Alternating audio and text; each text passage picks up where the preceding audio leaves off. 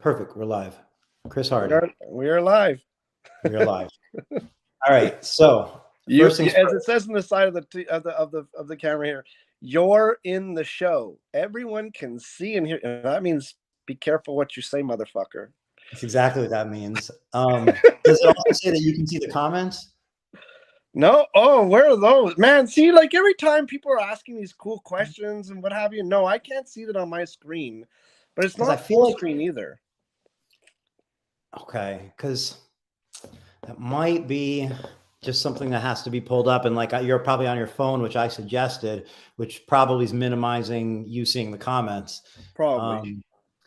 But we could mess with it if you want. If not, I'll just kind of read you anything that comes through. You always crush it. I'm not worried about it. All right, thank you. So first things first, it says in the title now, the title has changed since the last time you're on Tint Wizdom, Director of Sales at XPEL. Yeah. What does that mean? Well, congratulations. Thank you. I mean, obviously it means a number of things. XPEL has always been a company that's, touted itself in the idea that they try and promote within. And if they find that opportunity for you, then they'll definitely let you know that, hey, like, you have a shot at it and you should go ahead and apply for it if you want to. One of the mistakes I think they used to make in the past, which they've definitely realized they've got to correct themselves on and have done so, is that sometimes the manager would identify somebody who should move up, thinking that would be an appropriate situation for them. And sometimes it's not. Sometimes you're putting this idea in their head, and then they think, wow, like, like, let's say I was saying this to one of my guys, and then they're like, wow, Chris feels that strongly about me. I should really apply for something, that next role that he's got me sort of engaged for and what have you. And then maybe they take it on and it's not really appropriate for them, and they didn't really enjoy it, and then they start to like not like their work life anymore, and they don't know how to, like, hey, can I go back? And then, hey, if I don't take it, will it affect my possible future opportunities with the company? So okay, so it's 5 years.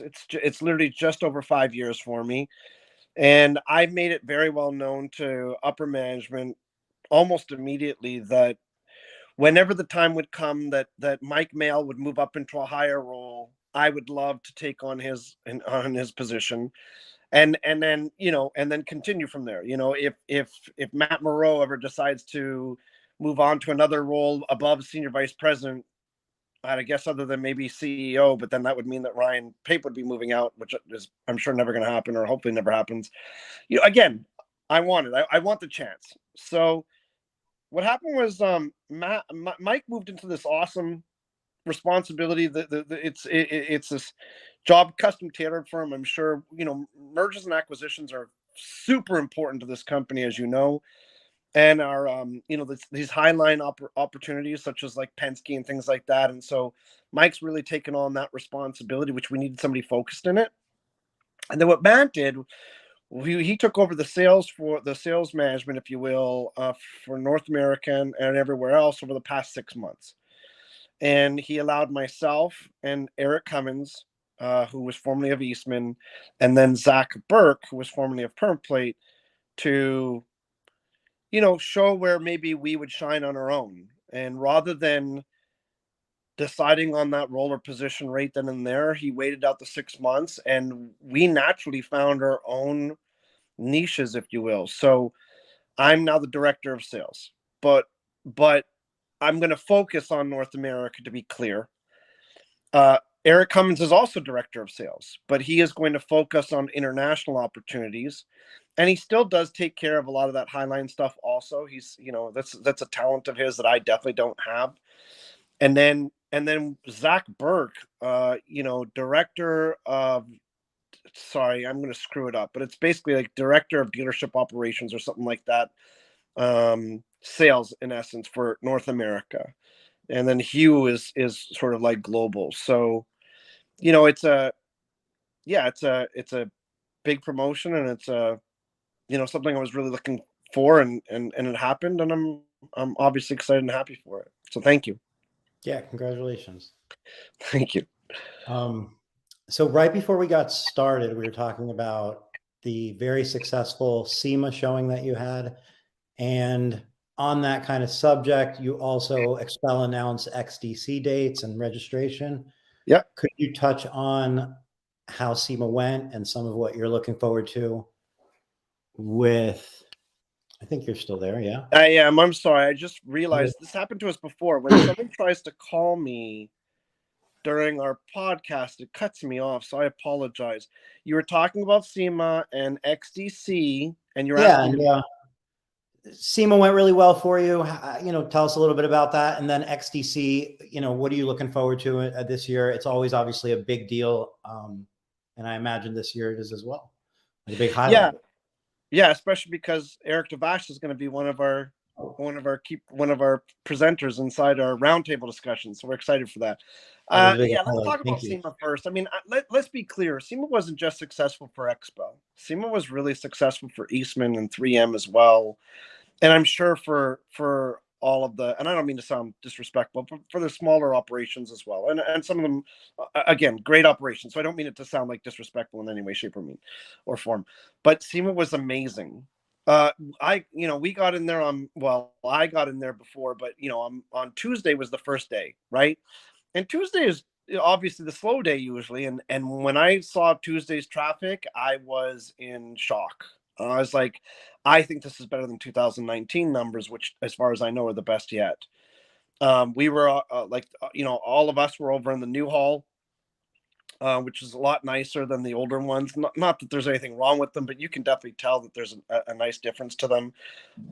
We had a Lamborghini Sion Roadster, one of 19 ever produced. It was the first time that this specific one had ever been viewed by the public in any sort of forum. And then some people will get a laugh at this. Some people will chop my head off over it, but I decided to bring a Rivian in as well. And after everything that went down with the Rivian deal, and a lot of people that were up in arms in the very beginning about the Rivian deal, and then obviously most of those, if not all of them, came full circle later on, including competitors of ours who thanked us for it. I decided I needed one in there, to really showcase what this opportunity looked like for our independent installers. And it was awesome because Rivian sent in five Rivian reps who worked the show with us, specifically regarding Rivian. Super engaging, amazing people. There was a lot of traction on the Rivian. They allowed us to. They had it open the whole time. People could climb in and out. They could check out the truck itself. It was the R1T. Had a full body stealth packaged onto it. Extra Plus window film, obviously ceramic coating from our Fusion Plus lineup, and some other stuff. So, amazing turnout. It was the first year that we had our new events and trade show manager, Kristen Gish, running this for us. She had been consulting for the past for XDC, but thankfully we opened up that position as a full-time opportunity, and we actually encouraged her to please apply for it. She did. She got hired and she crushed it, man. I mean, the woman is just unbelievable. The talent that XPEL is bringing right now to the team is ever impressive every day. So amazing SEMA. But again, let me be candid. I got to see what Eastman was up to. They had a phenomenal booth, a lot of staff, like some of my really good friends, like Rob Ruska was over there working it. 3M was right beside us. They had a great show.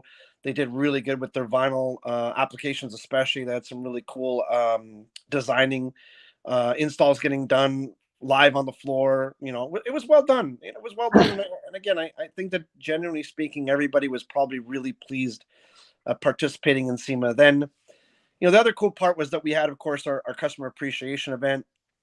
It was Thursday night. We tried to do our best not to overlap with some of the competition to allow everybody to sort of have some space. I don't know that we ended up not overlapping some, but I mean, we didn't overlap Eastman's, that I'm sure of. We didn't overlap Ceramic Pros. So it was good. So we had this amazing turnout. We had it at a chateau. It was an indoor-outdoor thing. And I was kind of worried because the morning of the SEMA party, it was calling for really cool weather. I mean, it drastically changed, and it was talking about rain. And then this place, Chateau, was saying, well, hey, don't worry, we've got these heaters. And I got into the space way ahead of everybody else, very open, no crowd yet, and it was already outrageously comfortable. But yeah, we just went way over the top. We had a hero wall, and it was really neat because I don't know how Kristen arranged this. I'm sure this is something you're used to, but I hadn't seen it before, where you take the picture, but the picture watermarks the logo into the picture automatically for you.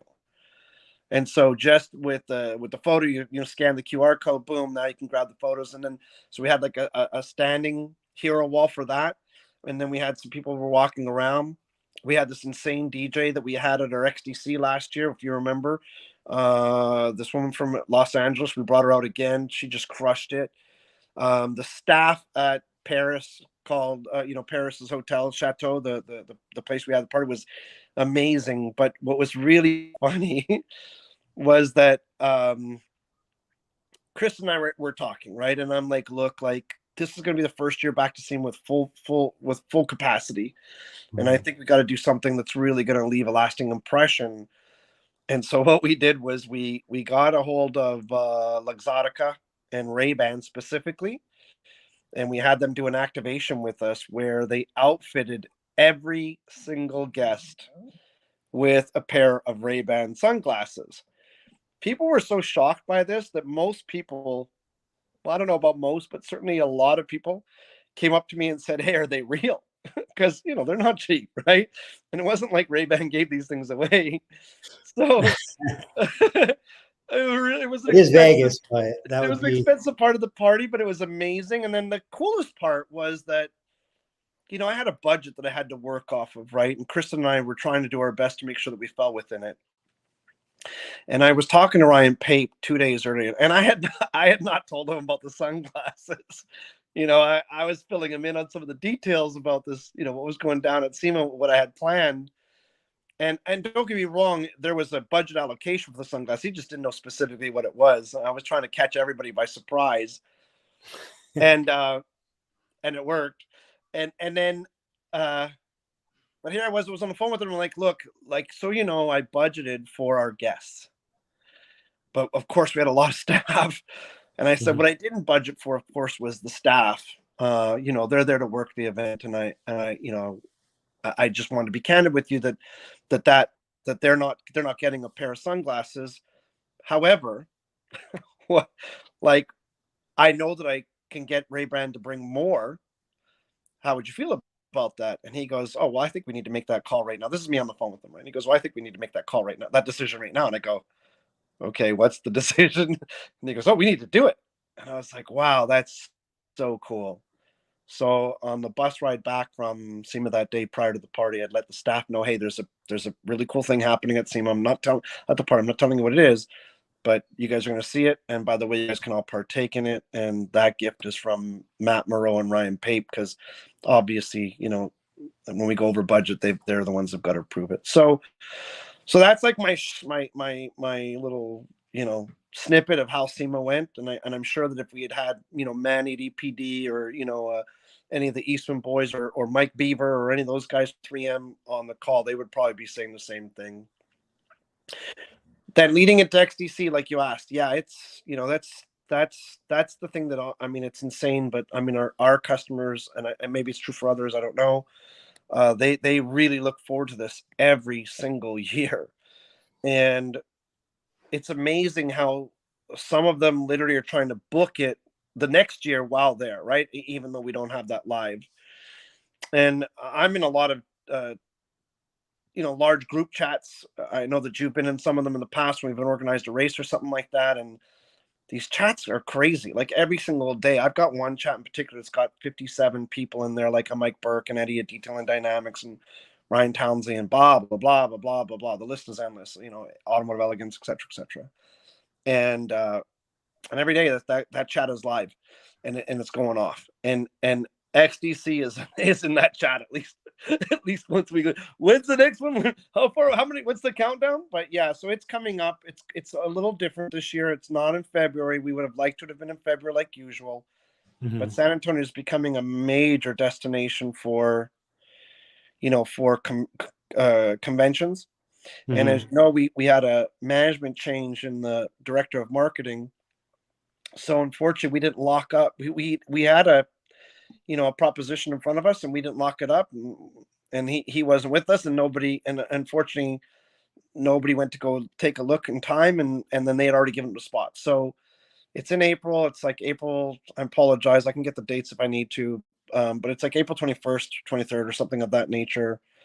Everybody will typically arrive on Thursday. All day events on Friday and Saturday, including competition. Major guest speaker this year. The guest speaker this year is kind of like an Elon Musk style speaker, so I'm really excited to listen and hear from him. Um, Really cool breakout sessions. We've got you doing the breakout session. Um, with regards to, like, all that you have to, not that your expertise is most appropriate, because we're not saying this is a sales pitch, right? This is an opportunity for you to lend your knowledge on CRMs and things of that nature, and why they're so important and integral to run a business. Also exciting for the first time is Mike Burke and Thad Norman, who is, I don't know if his title is general manager or something of that nature with Sunstoppers and Velocity, which is their marketing company. They're going to be there. They're going to have the other side of the sessions with you. You guys are sharing the same room, but like, you're first, they're second, or their first, your second, kind of idea. That's going on. Obviously, advanced training for PPF, tint, coatings. I just got news yesterday that Brett Clark, who I guess I'll share some news. He's going to be the director of training as of December 1st. Vic Beisel, who's been the director of training for a long time and a good friend of mine, and a mentor to me in many ways, he's retiring. Congratulations to him. He's a younger individual, loves his off the grid sort of lifestyle. His wife's a lawyer. They've done right by themselves for all these years, and so Brett Clark's he's actually gonna do a breakout session as well, on operations and processes, things of that nature is what I'm gaining from the outline of what he was going after. We are going to do social media. There has been, I'll get ahead of this now. There's been a lot of people have been asking about Jared and Jessica, right? Good friends of mine, people that I refer to a lot for social media marketing platforms and things like that, and how to help boost your business. Right at this point, I don't know if they're going to be back this year, and if so, let me be very clear. If so, it's not because they're not crazy popular. The only reason would be that there's this idea that, hey, rather than running 4 and 5 and 6 maybe years in a row, maybe it's smart to change it up 1 year. But I do know that they're very popular, and we may or may not see them this year because of that. I'm still waiting to see what the final verdict is. But XTC, it's going to be crazy. It's going to be at the Grand Hyatt San Antonio. April will be an amazing time of year. Weather should be stunning. And like always, we're going to have, a really good time, some amazing meals, and a lot of cash. I mean, there's a lot of cash being given away at the awards for the the winners and second and third place within the competitions. So, with XCC, what stands out is obviously like the educational breakout sessions, obviously like the networking and the speaker and so on. So that's obviously one of the big takeaways from it as somebody attending. Whereas like SEMA, obviously that's not happening at SEMA, but what do you not, I don't expect you to speak on behalf of XPEL, but what do you see like in an event like SEMA? What do you see as like what you can get out of it for like as XPEL, like what you look to get out of that event? And then what do you think a dealer, whether it's an XPEL dealer or another company dealer, can look to get out of an event like that as well for themselves? Well, SEMA or XDC are two totally different things. And I don't know if you were specifically asking me for one or the other, or comparison. Let's say SEMA first. Okay, look, SEMA to me, the reason why XPEL and I'm speaking on behalf of Eastman and 3M, and I probably shouldn't, so I apologize to them in advance if they disagree with me, but I don't think that they would. You're really more there as a support network of your existing clientele. I don't. I mean, do all of us get some leads from people that are considering switching from another brand to us, or maybe adding this line of opportunity within their workplace? Yes. It definitely happens. I think it happens a lot, especially on the international stage. A lot of international clients or prospects show up asking about, hey, like, do you have a master distributor in this country, or could is there any chance I could get in there? Things of that nature. Uh, and then of course there is obviously some local ones too.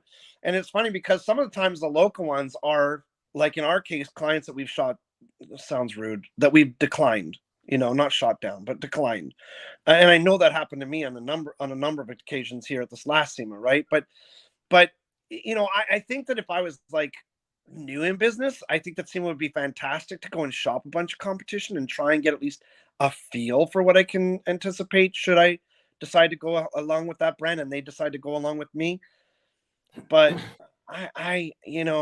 how much new business is going on at SEMA, I think is questionable. Is it worth it? It's a very expensive ordeal, right? I mean, that people like us and Eastman and 3M, there's no way that they're getting in under $500,000 or way more. So like this year, there was a lot of pretty booths. There were a lot of big booths. Obviously, there's a lot of companies that are in a position, like you mentioned, where they're maybe trying to acquire customers and they have to be out there to be known. And this is a big opportunity. So you have them putting out the money. Then you have companies maybe in a more mature state, and they're there because you have to be there because of the presence, and can't not be there because now what's going on. So Right. as that continues to kind of like build, is that something that you just consider, like, do you forecast in the next 3-5 years that that's just going to continue to build upon itself? Yeah, I mean, great question. Like last year, right? We found out that 3M pulled out, I don't remember, call it 4 weeks, 5 weeks, 6 weeks prior to the actual SEMA event happening. And people right away, as internal people, reached out to me and were like, hey, do we pull out? And I'm like, oh, no fucking chance. Like, there's no way. And it wasn't because of whether or not 3M did or didn't. It was just because I don't like the way that it looks, unfortunately, to our client base. You can't afford it. You're not spending the money on it. You're not participating in it. And it is, unfortunately, those things I believe people are going to consider. Now, rumor, which is strictly rumor, right? Is that Eastman was sort of waiting to see if we also pulled out. And I know, and I'll tell them openly, like, we were waiting to see if they were going to pull out. My words to the internal team was, hey, if Eastman also pulls out, then maybe we definitely pull out and we'll consider saving the money. I don't know if it's true that they were saying the same thing in return or not. Those words have floated around, but again, there's definitely no verification on my part. But what I would say is that if they had also pulled out, we really would have considered it strongly to do so, because there was a big question mark about, is the turnout going to be there? But again, when you really get down to it, like, are you really constructing a lot of new business at SEMA? I don't think that any of the big three are probably gaining a whole lot of new opportunity. It's definitely some. And, all it takes is one really decent client to pay for it. I mean, all of us have got multi-million-dollar clients. Well, all the big three do. And so, you happen to land one of those for whatever reason, then sure, SEMA's paid for. But again, it's almost like you have to be there.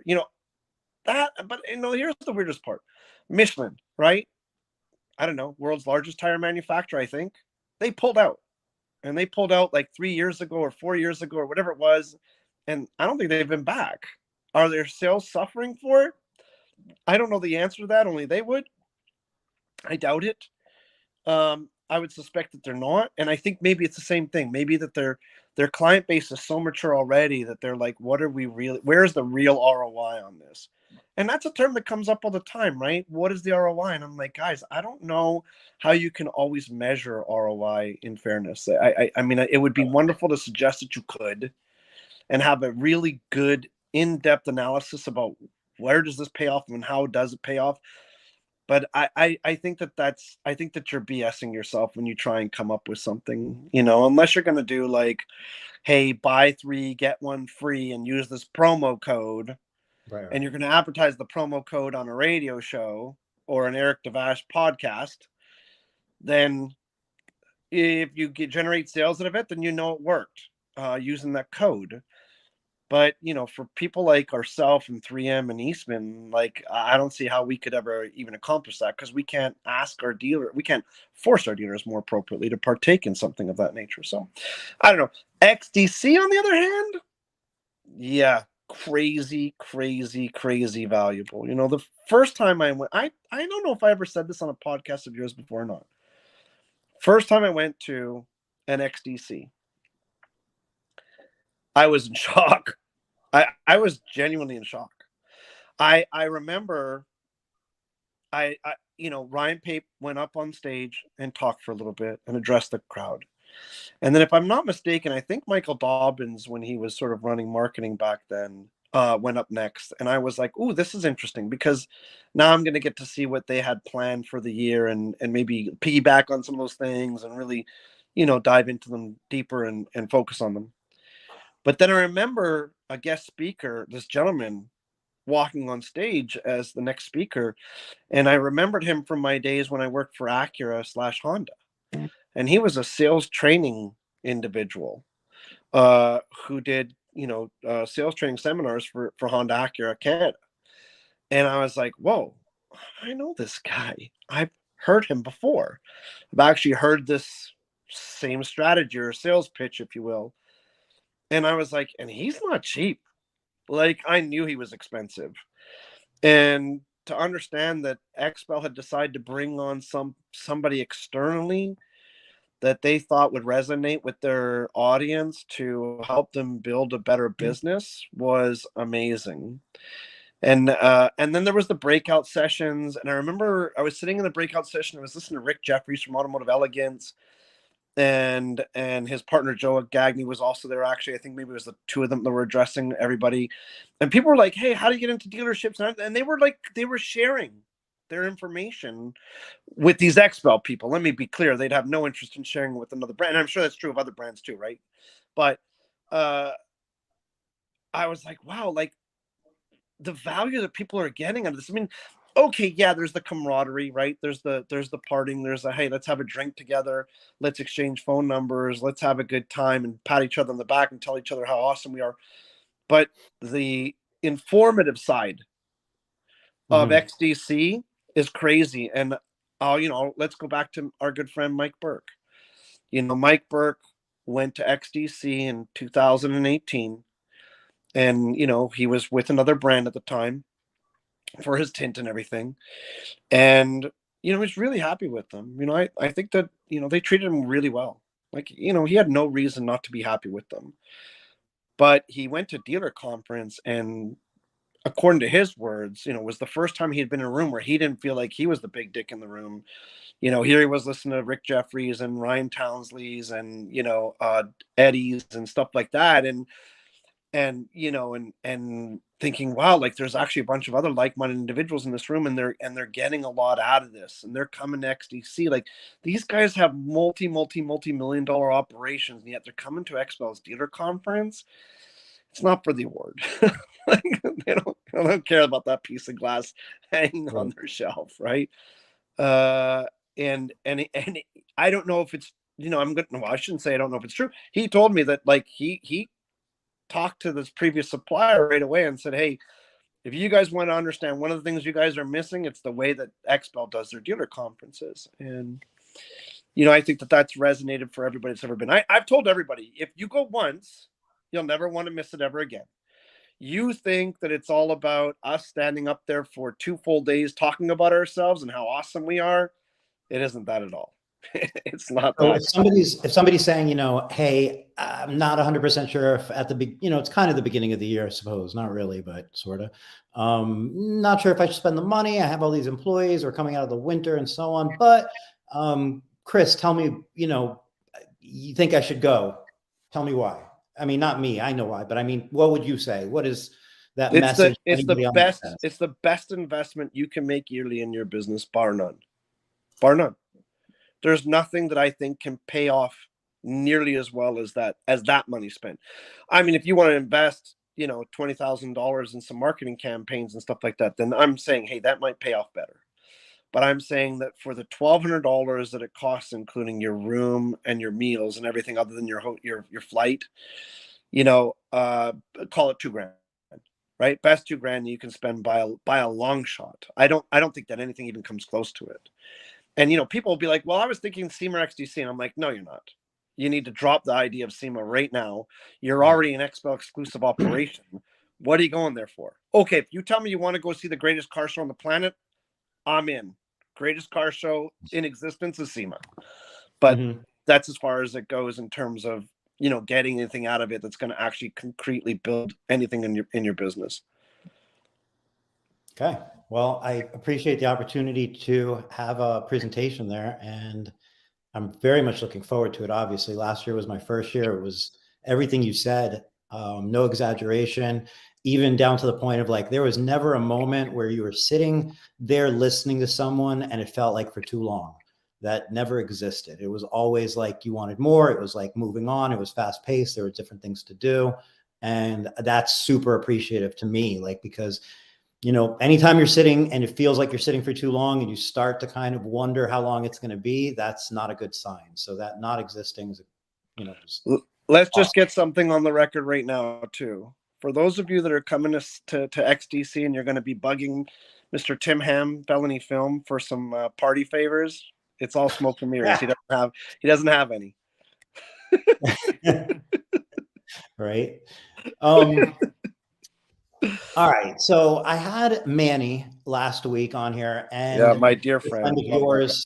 Thank you for introducing me to him. And something that came up, and something that's I don't know, something that I ponder is, you have sales reps, right? And the sales reps are the bridge between the brand and the dealers. They're an important bridge, right? Because the product is one thing, and they're kind of, in a way, the face and the communication, bit of that customer service and so on. Now, traditionally, those sales reps obviously traveled around. They made phone calls. They went door to door and so on. We all know what happened with COVID. And then, now there's more of like this. I feel like you have two crowds, and I'm not saying they're split 50-50, but you have people who want to hear from the sales reps. You have also people who want to see the sales reps. And then you have people who just want it to happen, and they're not concerned about sales reps in any way, shape, or form. Yeah. Now, I would imagine that some of your customer base is going to be old fashioned. Some of your customers base is going to be new fashion. And then how you decide to run your sales reps and situation is going to define the new customers that you bring on. So you have this, who do we want to be our customer? How do we satisfy all of our customers? Because you can't satisfy part of your customer. I mean, they won't be your customers potentially. Sure. What do you think the modern sales rep looks like in the next 3 to 5 years? Because, I think that there is something beyond just what the dealer wants. There is also the kind of similar to where, like, you could say the ROI on SEMA versus taking that money and putting it towards digital, or the ROI towards like TV and putting that towards digital. You could also potentially say, hey, if we steer in the direction of efficiency and less that one-on-one, we look for people who just want it done best way, the ROI will be there. Where do you see that direction going? It's a really, really difficult one. Look, when I was a rep, running 15 states, I was very candid with prospective clients and existing customers, in that I have literally over 1,000 clients, literally. And, you think about how many days there are in a year of working days. Even if you want to say there's 365, you couldn't get to every single one of those in a year. It wouldn't be possible at all. So, and then I've got great competitors like 3M and Eastman, who have sometimes multiple reps within just one of those states, never mind 15 states, right? And then you have some where, like 3M, for instance, right? You had Beaver being the national sales director, and then you had Irwin, right, who was the rep up in the New York City area. But of course, EPD had their own sales reps on top of that, so you'd even have overlap sometimes in that respect. In Eastman's case, you might have a Suntech rep and a Luma rep, and then a dealership rep, and I mean, it was just like, wow, like, so I knew that if the account was looking for that nonstop face-to-face interaction, I wasn't going to be able to satisfy them no matter what. And I was very open about it. I can't stand the overpromise, underdeliver.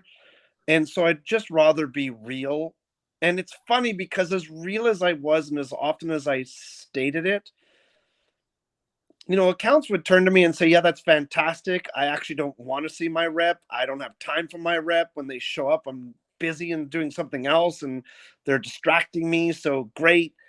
And yet, more than one occasion, I'd have people reach out to me a number of months later going, hey, like, when am I going to see you? And I'm like, wait, didn't we cover this? Like, I told you I probably wasn't going to see you. XPEL has definitely done a better job at addressing that. We brought on definitely a lot more reps than we ever had before. I think right now, if I'm not mistaken, I have something like 35 or 36 direct reports. And, Mike, when he first started, I don't know if he wouldn't have even had 10, well, when he first started, when I first joined him underneath his team. So it's expanded a lot, but so is the sales. I mean, the numbers are increasingly stronger than ever before. I'm sure everybody heard we had a record quarter report on Ryan's earnings report last couple weeks ago. This quarter is looking to be the best ever again. I don't know, of course, if it'll finish off like that, but I suspect it will. Record year, but record year means more customers, more sales, more responsibilities, and more interaction needed. So what I try, of course, is to say to the reps and that you've got to do the same thing I did, right? You've got to let them know from the beginning that there's really two strategies of marketing, right? One strategy of marketing is B2C and spending an absolute fortune on that. And I mean a crazy fortune on B2C. And that will hopefully drive consumer awareness and then hopefully drive buying behavior, and the client shows up at your shop looking to spend money with you.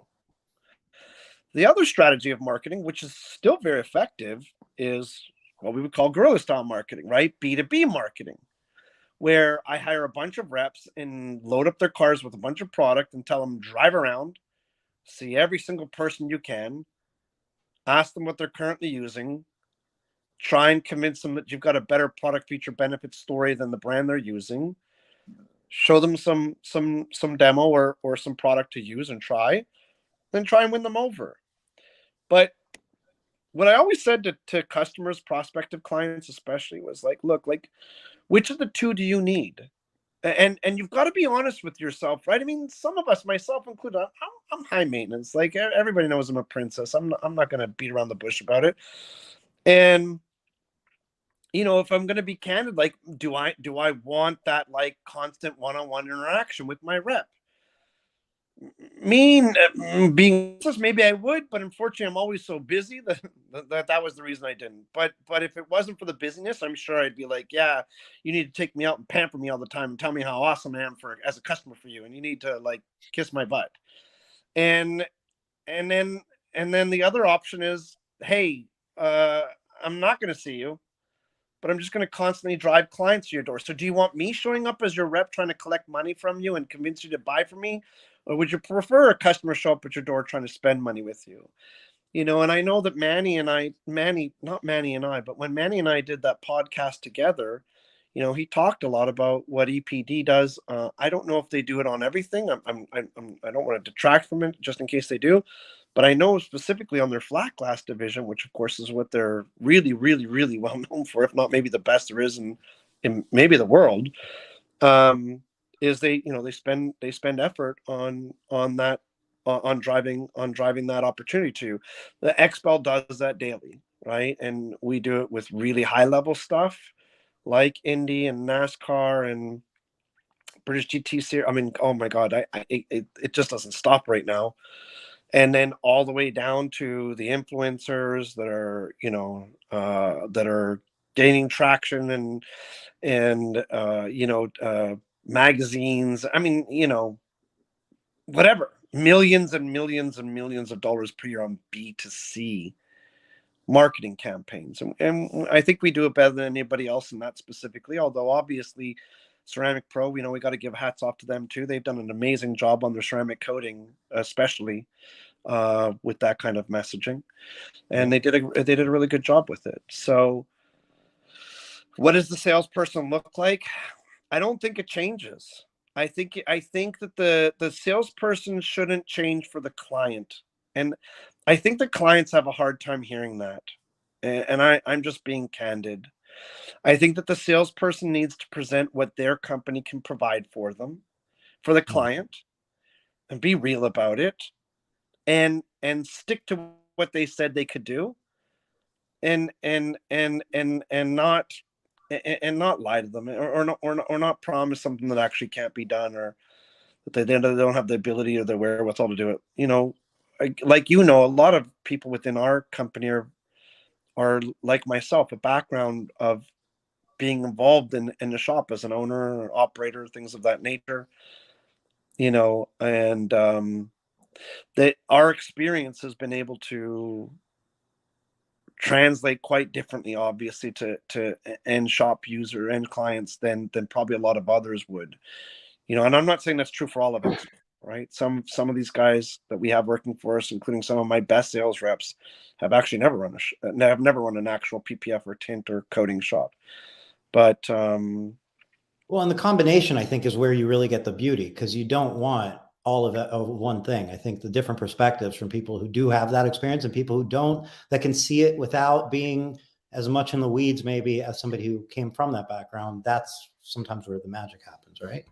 yeah, and it certainly happens when we collaborate, together, right? I mean, we just had our New York Sales Summit. Huge shout out to Never Ride Stock, Rob Gullery, and Christian Zagami over there for helping put on the most insane sales summit I think has probably ever happened, especially in this industry. We took over New York City for a few days, and it was not a sales meeting. Let me be very clear: it was not a sales meeting at all. It was a summit, and there's a very big distinctive difference. We are going to have sales meetings, certainly more often than sales summits, but the sales summit allowed us to really spend time with one another, and share some of these stories slash successes and different strategies and mindsets of how to earn somebody's business, right? I mean, XPEL is still, right now at this moment, it's still turning down more than 9 out of every 10 people that ask us for an account. And, I think a lot of people think that there's like some nefarious reason behind that, or like it's something personal. It's never that. We'd like to sell more product, obviously, but we just need to be very cognizant of the ideas and promises, if you will, that we provided to our clients that helped us get to where we are, and we don't want to break them. So Fair. And that's something that anybody should respect. And makes sense. It's not a personal thing. I'm sure, like you said, you want to sell more film. You mentioned obviously like standout quarters from XPEL, growth and record growth. And from a dealer's perspective, how could they best align themselves with some of that growth, in the sense like, would it be advantageous if I'm an XPEL dealer to, try to fill up more territories that are maybe available, or expand into areas? Is it by taking more of a product line on? Is it by taking on, like, tell me some of the ways that kind of a dealer can align themselves with where XPEL is trying to grow one of the areas, and that kind of fits with what they could do their part, that kind of just fits right in. sure. So I think that there's multiple answers to that. One of them is, like you suggested, is to align themselves more so with regards to XPEL product offerings. We know from our marketing opportunity feedback, of course, like anybody spending this kind of money in marketing, they're generating a lot of feedback, to be able to custom design it, and filter it even better than what it's currently at. But we know that most of the clients that we're interacting with have a desire for more than one product offering. They're not coming to us for just tint or just coating or just paint protection film. And what we're realizing is that when you compare the shops that went earlier in the all exclusive opportunity than others, or ones that still haven't, you were still seeing success with the ones, for the most part, for the ones that didn't take the exclusive, but they're not growing at the same rate by any stretch of the imagination. I had the most beautiful phone call. I have this message. I've saved it on my phone from Alex at Automobili Auto Salon. I met that man just over 5 years ago. He was 3M. That's rude. I apologize, but forgive me. Now I've already let it out. He was using 3M and he was using another brand of coating, and he calls me 2 weeks ago and leaves me a message, but I didn't answer. I didn't listen to the message. I called him right back. He goes, no, you got to listen to the message. So I hang up. I listen to the message, and it almost brings me to tears. And maybe he was in tears, but it was because he managed to buy a $1.6 million building, the building that he was in, that he was renting forever, that he's now purchased. And he's got a beautiful home, and he's got an amazing staff. And Christian, his nephew, is now really basically running the operation, and he's almost not even there for the most part. He's not a slave to the business anymore. And he attributes that success supposedly to my mentorship to some extent, although I think he's probably being very kind to me for that. And for sure, for him deciding to make those changes and go with XPEL, and align himself, like you said. Look at Josh Popenick at Blackout, same thing, right? Other brands, drops the other brands, not easily, definitely not easily. I mean, man, that kid hated me when we first met. Straight up couldn't stand me. We laugh about it all the time because we're such good friends now. But that he's now got 3 operations. I shouldn't let the cat out of the bag. I won't let the cat out of the bag just in case I'm not supposed to. But there's him and Mike Burke are doing this like Tint Rescue kind of show that they're putting on. Again, you see where he's growing, right? He's recognizing, like you said, hey, there's a pocket of opportunity somewhere. He's got an 18,000 square foot shop now in Pittsburgh that he owns that building too.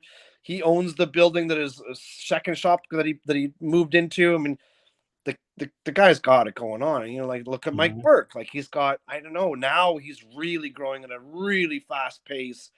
I'm sure the last time we were talking on a podcast, he might have been somewhere in that 50-60 range, maybe at best, in stores, and he's way over. I think he's probably pressing 80 rate now, and I wouldn't be surprised if it's 200 within 2 years. But again, right, identifying opportunities where maybe there's a pocket that's missing. So I think that if you're gonna go all, and I've said this before, like, forget XPEL for a second. It's very easy for me to talk about XPEL because that's my passion.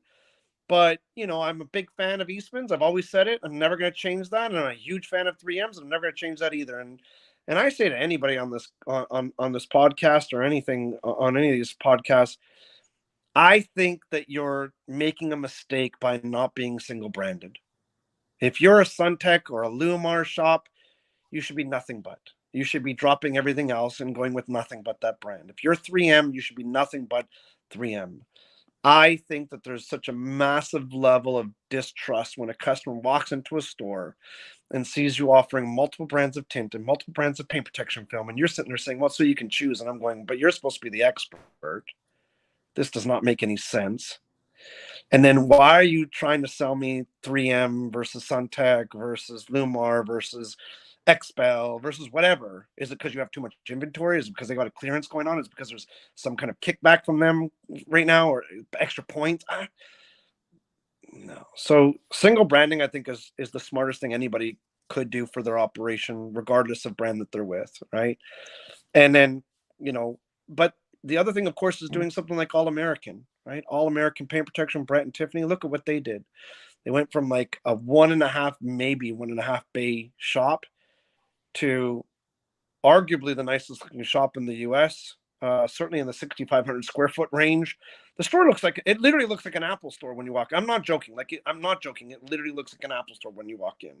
Stunning, always busy, commands top pricing, does not discount at all, and has insane customer reviews. But where I was going with that is that instead of looking for more footprints, Maybe the opportunity is to expand the footprint.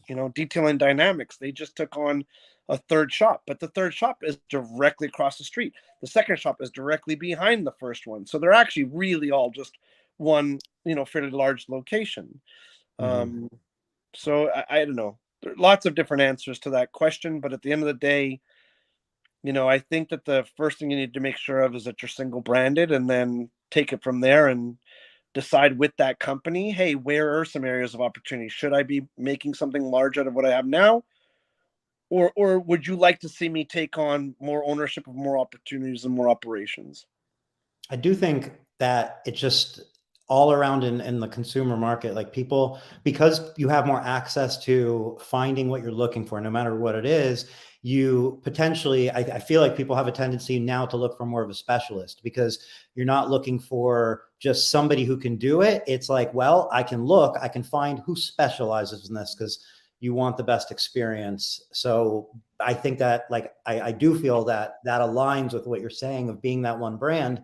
Whereas maybe in the past, having those different brands might be the marketing that you needed to try and get people's interest in.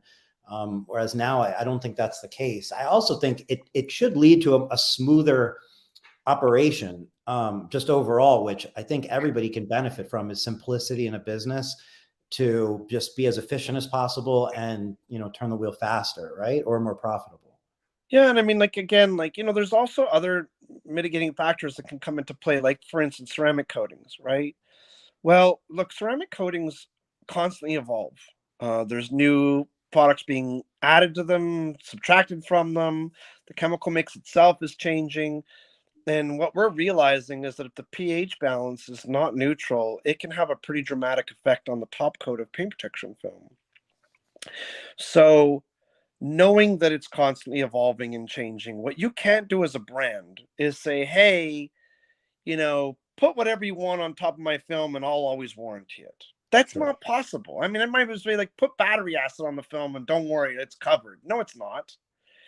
So, with like XPEL, now 3M's got their own coating. I wouldn't be surprised if they were smart enough to say, hey, same thing, like their coating is engineered, I'm sure, to be applied on top of their paint protection film without any negative impact. And it's the same for us. I know for a fact, like, I'm involved with it. Chris West and I were just testing a bunch of stuff just yesterday, at corporate head office in San Antonio, whereby we're ensuring that, a lot of the new product offerings that we're coming to market with by XDC, are in fact going to stand up to what we need for product specifications in terms of going on top of our film or not. And so again, like, I have accounts where we call them the grandfathered accounts, right? Let's say that Eric Devash is an account of mine, and he came on in 2017. I didn't even have coding at the time. I knew about coding as a rep. I knew we were testing it, but it wasn't publicly offered. So I wasn't sitting there saying to Eric, like, hey, you have to, if you want to become XPEL, you have to give me your tint and your PPF and your coding, because coding didn't exist. Mhm. We brought out coding in 18, right? Officially, we launched it in February of 18. After that happened, I started saying, hey, now you have to carry only our coding, our PPF, and our tint. And that's it. That's the only option. We don't make vinyl. But I guarantee you, if I brought out vinyl tomorrow, which I'm not, but if I did, all the new conversation would be, hey, if you want to be XPEL going forward. Now, what would happen to the other accounts that I didn't have that product offering at the time? It's not fair to say to them, hey, well, you need to switch to anything I ever bring out, Right. right? Right. So we don't do that. What we do is we say, hey, look, we're going to give you first right of refusal. If you say no, know that I still have to sell it in this marketplace, which may mean there's a new XPEL operation now in town or nearby. But I'm going to give you that choice first and foremost, right? But but what we're seeing is we've been making people aware of this, and we've been making people aware of the fact that some coatings for sure are damaging film. I mean, we're not even close to anyone seeing that. Everybody is, and if they're saying they're not, then they're not telling the truth. Um, and so some of these companies, we've been going back to them saying, hey, look, like, we what we're going to say is this instead. You don't need to put coating on our film. Don't sell coating on our film. We're not forcing you to sell coating on our film. But we're saying that as the grandfather clause, we're not going to permit you to continue putting a coating that's damaging the film on the film. And don't tell me about your manufacturer of your coating saying it's okay, because that's not who gets to make the decision. It's us that makes the decision. And I've heard this. It is the most ridiculous, asinine thing I've heard. Oh, well, ABC said that they tested and it's fine. I don't give a damn what ABC said. So warranty. I have retardedly expensive labs with lots of technicians. I have offsite testing, which isn't even done by us, in multiple locations around the world, dealing with different environments, such as China with the massive, acid rain and stuff. I mean, it's done everywhere, and we get to decide what goes on and what doesn't, and what damages and what doesn't. But what we've been doing now is when we're realizing that these people are not, they're not listening to us, in essence, right? They're continuing to do what they were doing before. We're saying, hey, you don't get the grandfather opportunity anymore, buddy. Now you're purposely damaging product. You're not making the consumer aware of it. They're not signing a disclosure saying, hey, I don't have any warranty on my film if you put this coating on, and I'm okay with it. So that client experience is going to be really bad if that film happens to turn yellow because the top coat's been eaten away. And so in turn, you lost your grandfather privilege. It's on you, not on us. So again, I apologize. That was a very long answer for me, basically just saying that I think the smart thing for anybody to do is be single branded. Well, you brought up something that obviously is very important, which is being single branded, or at least less brands, alleviates product compatibility issues that basically eliminate warranty. So that's a good point, a great point. Now, Patrick Fransco in the comments and a couple other people kind of touched on this. If a shop is in the perspective that, because obviously best is subjective, if they're in the perspective that, XYZ company doesn't have the best, like let's say XPEL's full product offering isn't the best in every category. There's one category where I feel these other products, this other one is better for whatever reason. How do you ask them to deal with that? I just say, hey, that's why it's your choice on whether or not you want to become XPEL. Like, it's not, look at becoming XPEL or becoming Eastman or becoming 3M is not for everybody, right? It's for those people that feel that is the best way to continue to further their business opportunity. It's not my decision, it's theirs. But I think that a lot of stuff is subjective. I mean, if I went to 10 tinters and I said, hey, what's your favorite tint? Whatever brand they're using is their favorite tint. And they're going to tell you that every other tint is shit in comparison. Sure. And that's because that's what they've gotten used to. And some of it's because they've been sold. I mean, there's really good reps out there that sell you hook, line, and sinker on product feature benefit. And maybe it's bullshit. Maybe they believe it because that's what they're regurgitating. I'm not saying they're lying, because I think that I want to believe at least that they genuinely believe what they're saying. But I mean, people say, hey, is your paint protection film the best in the world? And I'm like, no, there's no such thing as best in the world paint protection film. There's the film that you like using. I have an amazing product. Here's the reason why it's an amazing product. But if you're going to ask me if my product is invariably better than Suntech or Luma or 3M or especially those guys, I'm not saying those words. Well, it's funny because people do get caught up on best, right? Like it's literally in the comments, right? And we're talking about it, but I don't know if many aspects of our lives do we really hold truth in any best. Like nobody's like, the best pizza is this one place, and that's where everybody pretty much agrees, or the best shirt or hoodie, or the best house, or the best state, or there is no real best in anything, right? Nothing. Like, there's the best looking person. And coding, I think, seems to be the one that people have the biggest hang up on. And I'm like, listen, man, XPEL is very serious about not putting down a competitor. If I caught one of my reps doing it, they may not be working for me anymore. I can tell you that now. Now, I mean, it's one thing to have a candid conversation with somebody and say, hey, like, I realize you're really stuck on Hardy brand, but I really believe that my brand is better for these reasons. Oh, okay, I'm all good with that. But if you're saying, look, man, Hardy brand is nothing but shit that comes out of Alibaba and you shouldn't be buying it and you should be that's the part I wouldn't be okay with this, especially if it's with Eastman or 3M. That's where I would really not tolerate it. But coatings and like I I I have access to very, very, very real external data. And I mean external. I mean companies that yes, we pay them to do a lot of testing. They do indoor, outdoor, accelerated testing, non-accelerated testing, and I believe that currently we're using either 9 or 10 sites worldwide. All right? And these products that they're testing for us is all the brands, all of them, all the top brands, coating wise, and there's quite a few. I mean, there's a lot of good coating brands, right? And I would say that on any given moment, I can turn around and I can say, hey, send me a current, data sheet on sample 2, and then send it to me from all 9 or 10 locations or whatever it is. Send me the internal one, send me the external one, send me the accelerated one, blah blah. And this is what the company does. That's what they get. That's what you get paid to do. They do not know what that brand is. They only have it as a number and nothing else.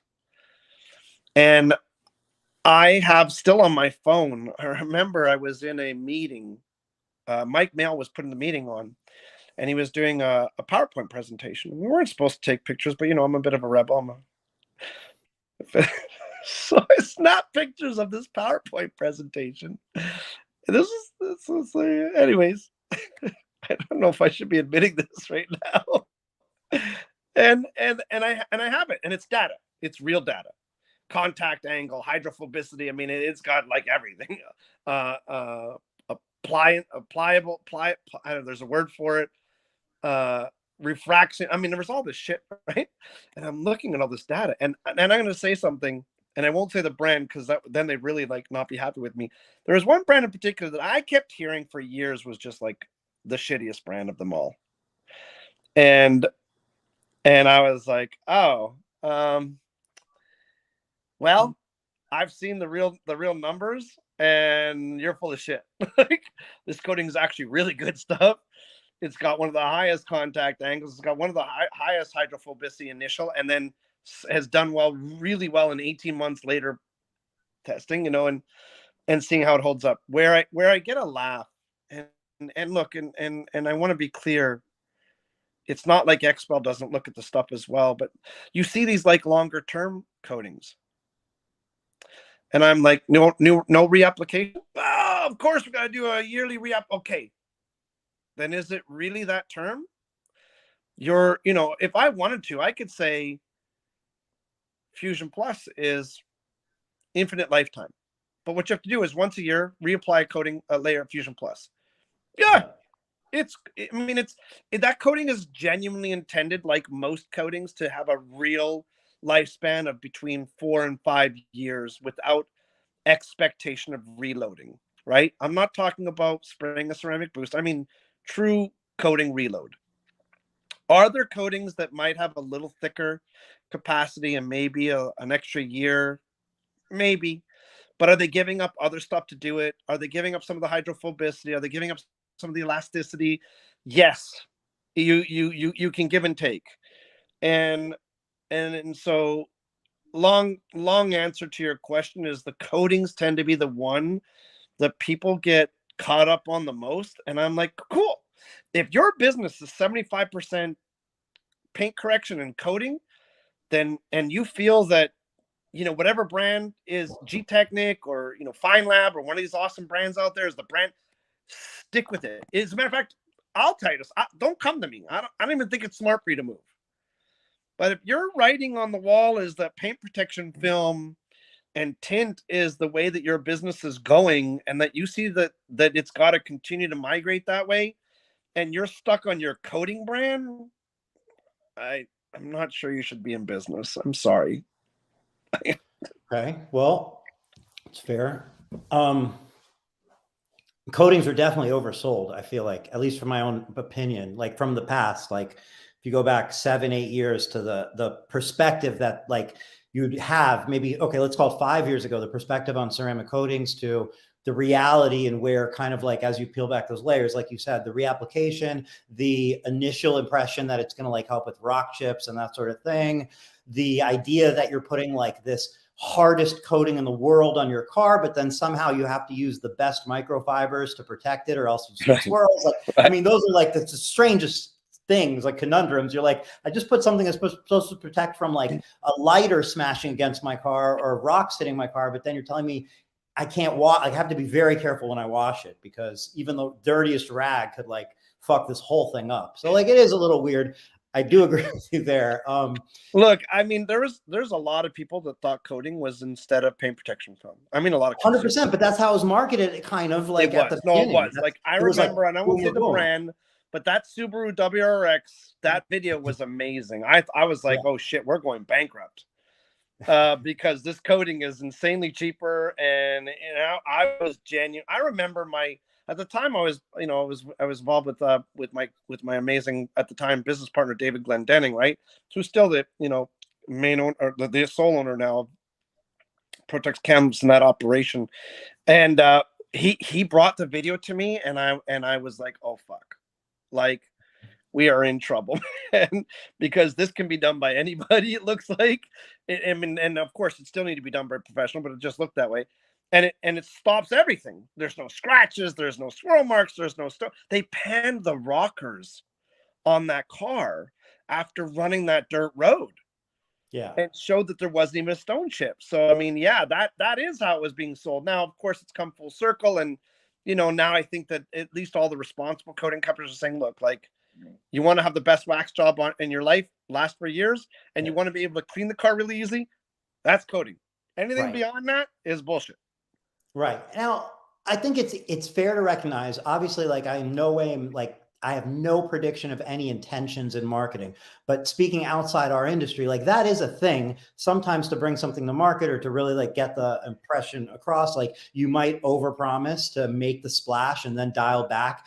Tech companies oftentimes show things that don't exist at all. I mean, we saw that with I forgot the vehicle, but the truck, the truck company. The truck that was going downhill, and like like those are normal things. Like I would say there's no demo you'll watch from Apple or Google or anybody where you're watching a product being demoed. That's a video. Like they don't demo things anymore because it causes disasters. So my point is, like, whatever it is, good came out of it. But to your point, it's a different industry now completely, or a different, whatever. Totally. So if you take the average paint protection, average tint, and maybe there's some ceramic coatings in their dealers, right? We go nationwide. Let's take all of them. Let's chop off the top that are these exceptional, like unique situations. Like some of the people you mentioned earlier that are doing extra well and have these, unique setups. Like, then you take the bottom, and the bottom might be like the people who don't give any fucks, or like they're not super capable or whatever it is. And we just take that middle, the average. What do you think over the next 12 to 48 months, and this is outside of XPEL, just in the industry, what do you think over the next 12 to 48 months are the biggest threats to those companies from the market, the overall market? And then what do you think the biggest opportunities for them are as well? Yeah, I mean, look, we're still dealing with a massive labor shortage in this industry, right? And that was something that I know Manny had talked about last week, and Manny, man, I'm glad I'm not on with him again, because that man is an amazing speaker. He's so professional. He's so amazing. I love that guy. But yeah, I mean, I think that because of the labor shortage, the reality is that you're still going to have a really high demand for these skilled trades in terms of the work getting done for the consumer, right? And so I actually, people are talking recession, everything like that. I'm like, I don't know. Like, okay, now I'm seeing some layoffs. Sure, I mean, Amazon laid off 10,000 people, or is about to. Twitter laid off 7,500, whatever. At the end of the day, is that really going to make, even as big as these companies are, is that going to make a dent in the labor pool right now? No. And I don't know how you can have a recession when everybody's working. I get it if you've got a 24% unemployment rate, that a real recession happens. You got people that are literally starving for food every day, like begging on the street, like, Great Depression kind of time. I understand, but what I don't understand is when you have almost the entire desired workforce employed, right? Because a lot of people that don't want to work after COVID and stuff like that, or during COVID, decide, hey, I'm going to retire early and what have you. Then I think the demand is still there. So with all that said, the mistake I think that a lot of people make is that they don't spend money on marketing. Right? They think, oh, I've got to button up and I've got to really hold back right now, and I've got to make sure that I keep that dollar for tomorrow just in case. And I'm like, okay, I get the mentality. I do. But I think it's wrong. I think that if you're not investing, I think you need to invest in the good and the bad times, and maybe the bad times even more so, right? I mean, when business is coming in your door nonstop, then do you need to worry about how your marketing campaigns are doing? Not as much. Should you still market? Yes, but if you're anticipating a possible slowdown in business, then I think that that's when you go heavier and harder than ever before. So I would make sure that I've got my sales process dialed in. I would make sure that my website is optimized for its SEO and stuff like that. I would make sure that my social media is really engaging. I would make sure that that everything is really clean and focused, and that the shop looks inviting and not too inviting. I was in a shop. Whose shop was I in? Oh, I know who it is. I won't say. Good friend of mine. And I was like, bro, like, your shop looks like a living room. And I don't know what kind of image you're trying to get across, but this is not a hangout place. This is a place of business.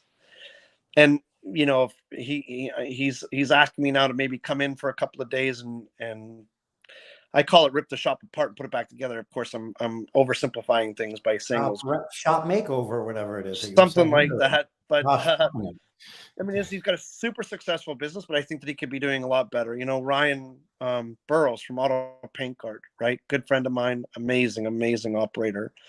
But him and I went out to dinner a couple years ago, and he asked me, "Hey, I need a real assessment. I'm really sick." He didn't say the words "I'm really successful," of course, because he's too humble to say that. But he's probably one of the most successful operations, if not the most successful operation in all of Florida. And and he was looking for some real solid advice. And I said, man, like, let me tell you some changes that I would make. And he took them to heart, and he made all the changes. And now he's got more spare time than ever before, and he's got more work going on, and he's got more dollars being earned per hour and per hour than ever before.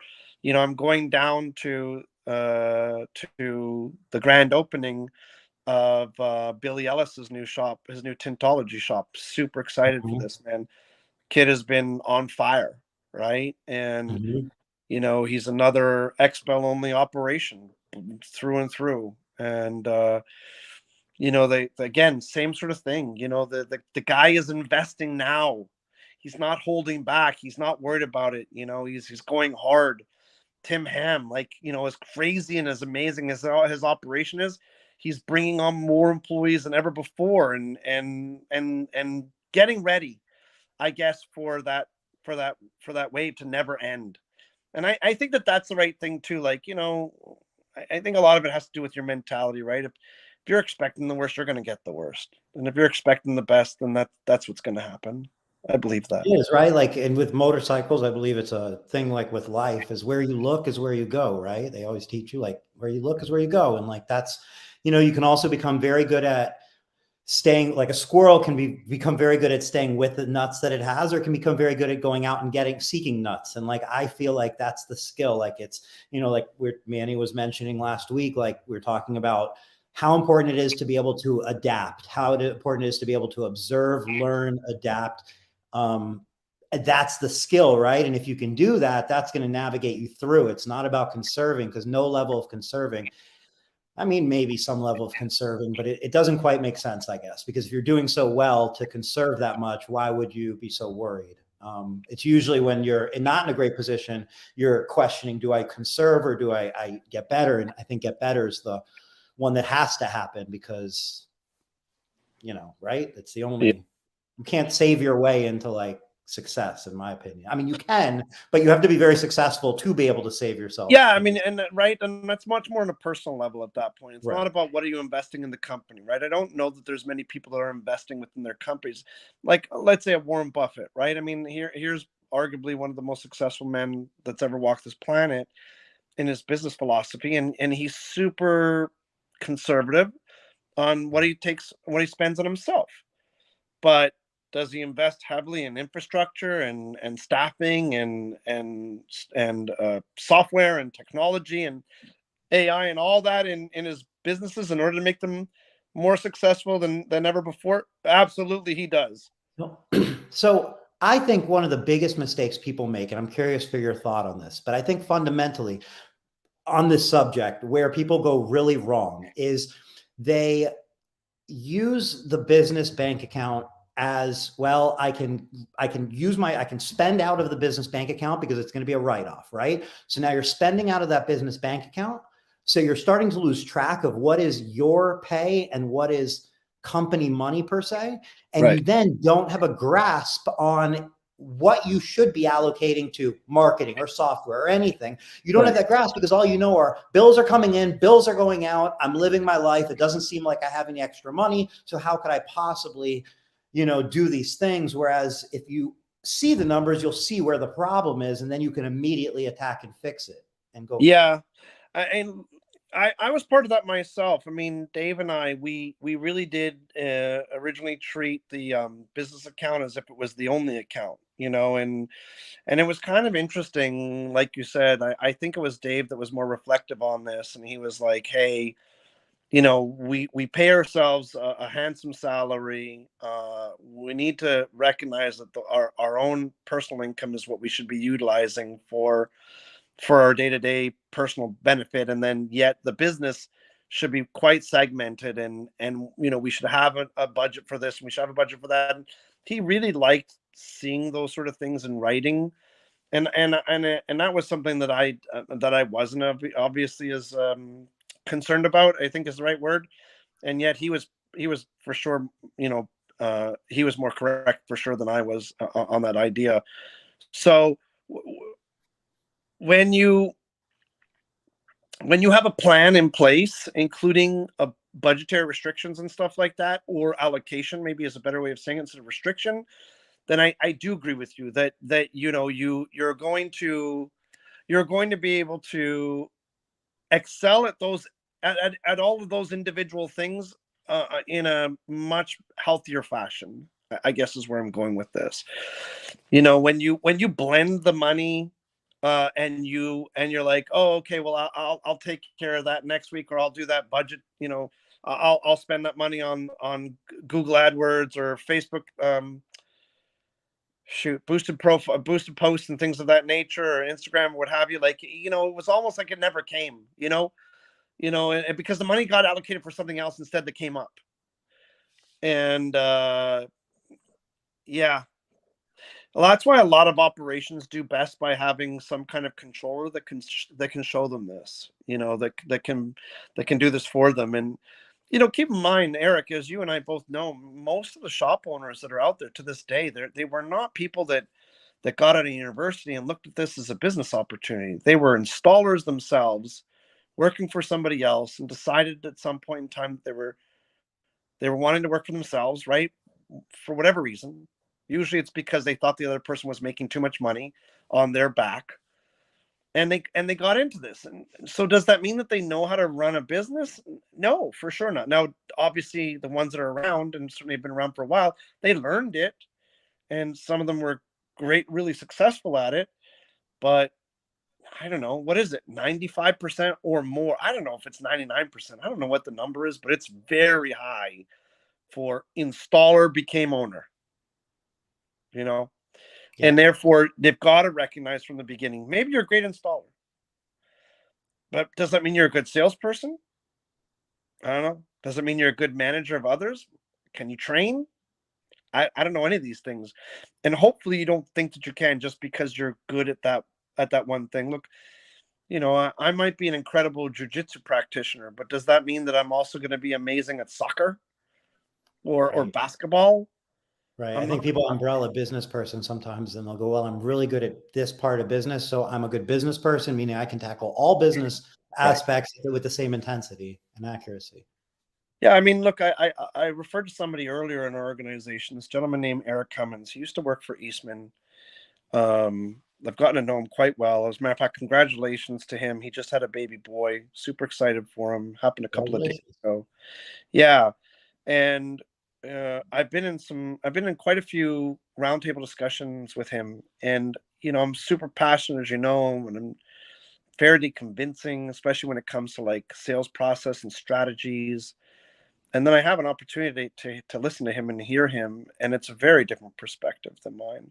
I'm not saying we're not aligned a lot. I'm just saying that where he comes at it is different. And to my own immediate direct report, which is Matt Moreau, multiple times I'm like, yeah, that man has a talent over in this area that I don't have. And it's Right. interesting to realize that, it's interesting to see that. You think that you're the Superman of the business and then or the industry, and then come to understand that there's still some stuff for you to learn, and I actually might not ever get it. And that's the beauty of teamwork and like how at any level, when you have a good crew of people together, that's how, you're supposed to complement each other, right? As people are good at different things. Not everybody's same at everything. Yeah, I mean, look at Burke, right? I mean, he does a lot of consulting for a lot of people. He pumps a lot of people up, and gets them motivated for their day and stuff. And yet he says at least that I'm that person for him, right? So even on that level, it's like everybody still needs somebody else, something above. And I don't mean like above as in like necessarily biblical or what have you. I just mean something where it can bring you back to reality and humble you and understand that there's others that have something to offer you as well. And I love it. I love listening to Burke to an extent. Certainly as much as he doesn't listen to me for many hours. He'll want to wear headphones after a short while with me because he's so tired of hearing the same spiel. But uh, he's a motivator, right? An amazing motivator. I think one of the best motivators, and yet he still needs it himself, right? What does that tell you? Yeah. Yeah. We're all human is what it is. Like we're all, our perspectives are like we know so little, and we fill in a lot with our heads, but at the end of the day, we go through a lot. We all kind of crave the same things, and, we're all human. So speaking on that, we are approaching a new year, and I'm curious what this year. It seems like I remember speaking with you about last year's um, New Year's resolution. That it seems like you kind of hit the nail on the head. And I'm curious what you see forward for this next year. If you've nailed anything down yet, or you're still up for it, like still figuring it Well, out. like if you remember, my last year was really to do my best to try and respond to people as quickly as humanly possible and not leave people waiting. And I don't know that I left people waiting much in the first place. I just knew that it bothered me when people left me waiting for too long. And so I was going to do all that I could to respond to people quickly. And it's funny because sometimes now, especially because I'm caught in more meetings than I have obviously in the past, I won't recognize until the day after. I remember Tad Oglin, one of our reps. He's or him or Pete, like those two love the fact that I will call them back right away, always. And yet I was at corporate head office. My wife and the kids were also with me, but we were there from Thursday through until today. We got back today, and it was in a lot of meetings, and they were fantastic, necessary meetings. But they obviously don't allow you to answer your phone when you're in a boardroom for 8 hours. Right. And so a couple times I've had to be like, "Oh my God, I'm so sorry. I didn't call you back, or I forgot to call you back, or I said to call you back and I didn't." But I feel like this year overall was a real success. I really do believe that I was able to accomplish, to really put a focus on that, I guess is more appropriate, to try not to leave people hanging. I mean, even in this call or in this podcast, I've had multiple phone calls from many people, and there's people messaging me in the background right now. And, you know, when we're done, I'm going to, you know, try and call them all back, or at least get back to them. But I can already tell you what my new one is. And it's directly related to the role. You know, I have a lot of friends in this business, a lot, and it's this business has created it, right? I mean, you know, I've got some of my dearest friends are people that I met through XPEL, and and and so a lot of those people are aware of my new role, and they're concerned that I'm going to, of course, be unavailable, right? And I get that. You know, I remember that when I would, you know, I'd be traveling on the road and I'd be like, hey, Mike Mail's going to join us, you know, and there was this like, oh my God, like Mike's even coming. Like, because of course, that's a very high level role. Matt Moreau traveled with me not that long ago to New York City, and we went and saw some accounts up there, and it was of course the same, if probably even of course on a higher level, same sort of mentality, right? So now these people are like looking at me going, wow, you're the director of sales, I'm never going to hear from you again, or I won't be able to approach you, I won't be able to call you, I won't be able to text you. I'm like, no, fuck that. I am not changing one bit. I as however busy I get, I will figure it out, you know. I don't care one way or another, I'm going to make it work, because I don't want to lose. I don't want to be that individual that becomes too big for anybody else, because I'm not. I mean, it's you know, a lot of my success is a direct relation to those people that help get me there. I'm very, very, very grateful to, especially the clients that I began with, you know, back in 18 and 17, where I had this vision, this really warped vision that, you know, that people should be XPEL and XPEL only, and they shouldn't use DAP to cut any other software, and that they shouldn't be giving their money to any other brand besides me if they really wanted to be XPEL. And you know, the beginning of those conversations was really crazy. I mean, it had never been seen or heard of before that anybody that I was ever made aware of. That's for sure, and then certainly not successfully. And yet, so many people saw my vision and took the opportunity to become exclusive, and I owe them all a debt of gratitude, because I wouldn't be where I am right now in this current role, and with the opportunity and hopefully future opportunities to move up further in the company without it. You know, this is now our global B2B strategy. We're not doing it in every single market yet. Obviously, we need to let some of those markets mature a little more, and understand those markets a little better. Some markets we have distributors versus, you know, direct sales, but it is 100% going global. And again, I really am really genuinely very thankful to those people that believed in me and believed in the vision. And I'm talking about the customers. I'm talking about the guys that did it, you know, kicking and screaming, like the Josh Popeniks and the Ray Van Dexters, you know, and look where we are. So that's my New Year's resolution, if you want to call it that, which is to say, hey, I'm still the same exact person. I'm not changing one bit. I will still be that asshole when I need to be, and I will still be the friend when I need to be, and I'm not changing, and everybody still has the same access that they always had to me, and I'll figure it out. I'm sure that will only be an ongoing challenge. That might be a I'll next tell you year. one thing, if you don't mind. I'm sorry to cut you off, Eric. I apologize. No. So I know that a lot of people have also been really dying to hear from Harry, and I don't want this to be the XPEL show. I'm really glad that you had EPD on, and I'm sure you've had others, hopefully many others besides our brand. But there is a lot of people, especially, it was really obvious to me at SEMA how many people really wanted to hear from Harry and the whole new lineup that he did. And I was going to reach out to you and say, hey, do we want to, you know, share the spotlight tonight with Harry? So I have a suggestion, if you will, whenever you would want, because of course, again, you've got other people lined up and your other audience to consider, but whenever you would want to have Harry on the show, either Harry himself on his own, or we could make it even more interesting. We'd have Harry and myself, but if we did Harry and myself, the way it would be is like we did the show a little while back, which is no holds barred. I would allow people to ask whatever they want, and I will answer it, as uncomfortable as it is. As long as it's not some sort of thing that I can't legally Sure. respond to, it'll get responded to. And Harry was the one who suggested that, because that was one of his favorite episodes ever, is where I was on the hot seat. As a matter of fact, I'll give Manny a little shout out here.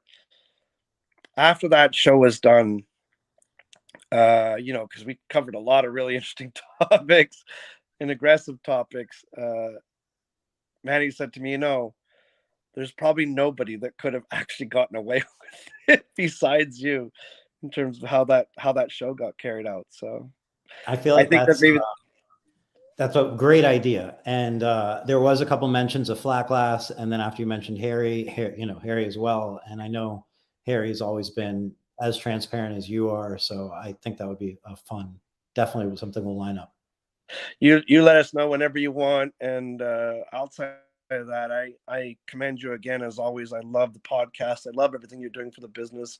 I marvel at the stuff that you somehow put together, the IWFC, and your shooting the things up into the air, and for prizes. And I mean, there was just so much going on. I was just like, damn, like, this man is pure genius. Pure genius. Thank you. I very sincerely mean that. Like, like, it goes such a long way. Your support all across the board, everybody who watches, your support for the podcast, like, all that stuff adds up to like what it ends up becoming. So like it's what we all do for each other. Like we were saying earlier, as people, is like it all, it all really does have impact, like Yeah, big impact. I agree. So thank you. Thank you for always being so transparent, coming on here, being such a friendly, great human being. And like I said, just coming on here and sharing whatever anybody wanted to share. There were a couple of questions Sure, ask that away if you want, or don't. if you'd like. I mean, I can save them for next time because they're a little your call in time, because we can always save them for when you and Harry are in hot seat, or you are in the hot seat, or we can go through them right now. It's your call completely. What do you want to do? I say we save them.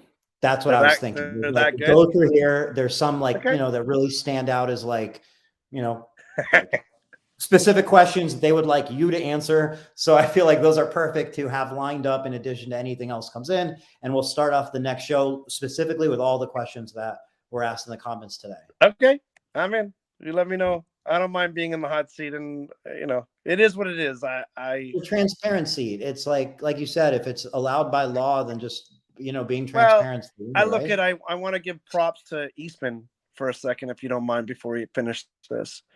On one of the last podcasts, one of the guys from Eastman that I'm actually not familiar with personally, like, he's a rep over on the western side of the country. I don't know if he's Suntech or Luma or both, but he had actually sent me a private message on Facebook, because, as you know, my Facebook profile hasn't been deleted. I don't use Facebook anymore. My wife tags me. Some jiu-jitsu stuff happens once in a while, but I don't actually get in there and post or comment or anything like that. But I do use Messenger.